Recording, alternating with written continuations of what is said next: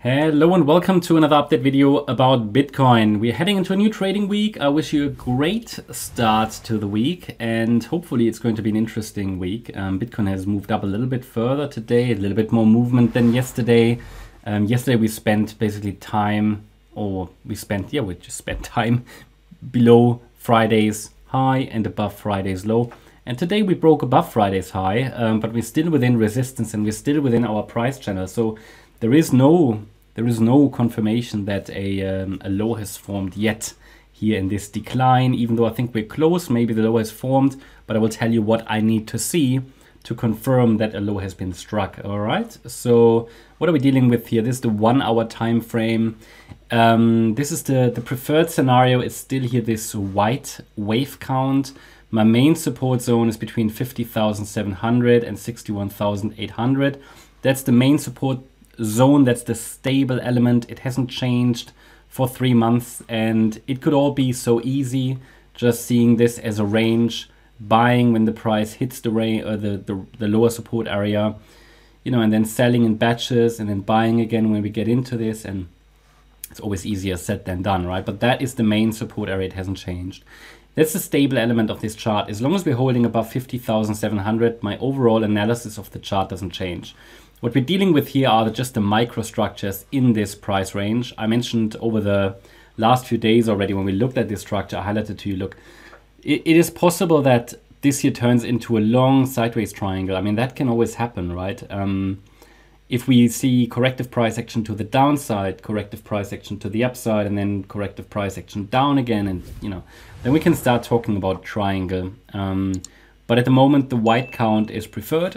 What is the white scenario? In this scenario, the fourth wave bottomed here on the 1st of May, after a third wave topped in March, and we're now in a fifth wave to the upside. I don't like that count so much because just a diagonal, these often break, they're not reliable. If you know me, then you know that I don't rely on diagonal patterns. I don't trust them, and I always warn that we should be on the side of caution when we see them. It could easily just be the yellow count, but as long as we're holding above support levels, I will give the bulls the opportunity. So that means in this scenario, we have wave 1, wave 2 completed.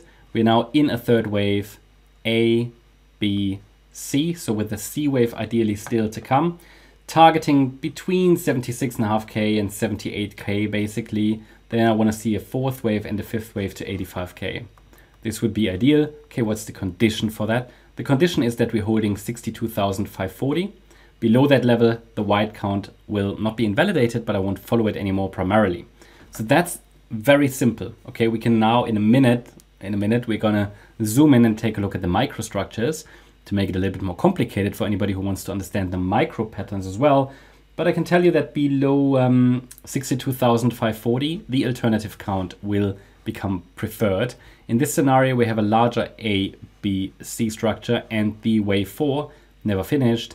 But the fact that we have a double top here indicates that this should be taken out, this top, actually a triple top.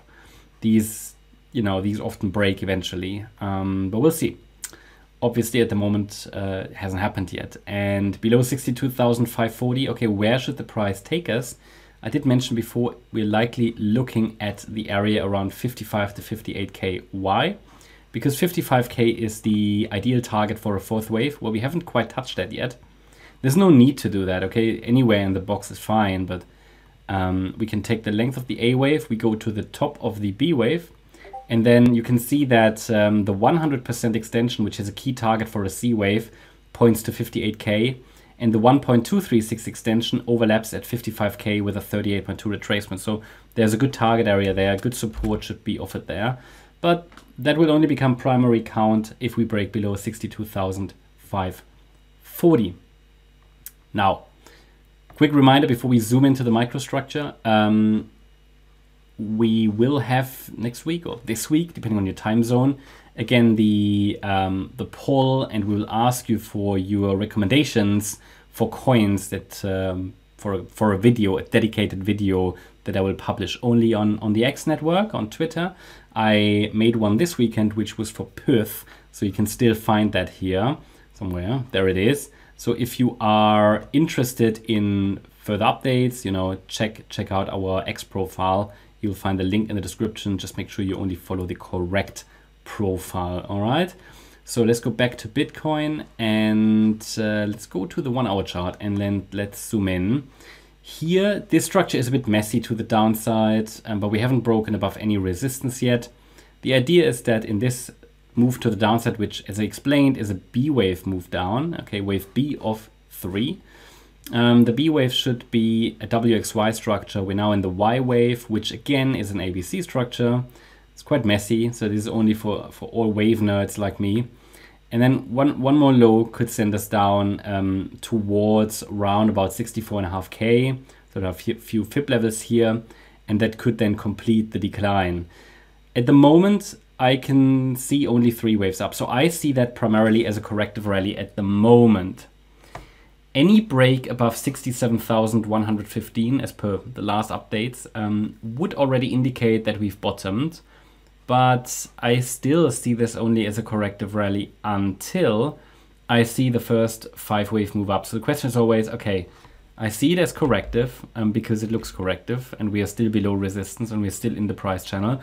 I recognize we could break out, okay, and what would change my mind? Is it simply a break above the channel? No, because also this was a break above the channel, but it was only a 3 wave rally. I need to see the 5 waves. So what will make me immediately bullish, what will make me see this as a bullish structure directly is a 5 wave move. 1, 2, we're now in a third.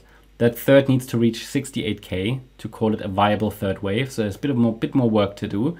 If I wake up tomorrow and we've arrived there, I'm happy because then I can call it a third wave that's viable. And then it needs to hold a 4-5 pattern. I want to see 5 waves to 68,360 at least.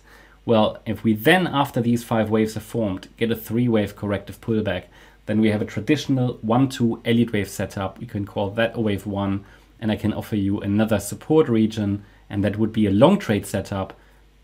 There you go. Okay, until that happens, the rally is seen as corrective.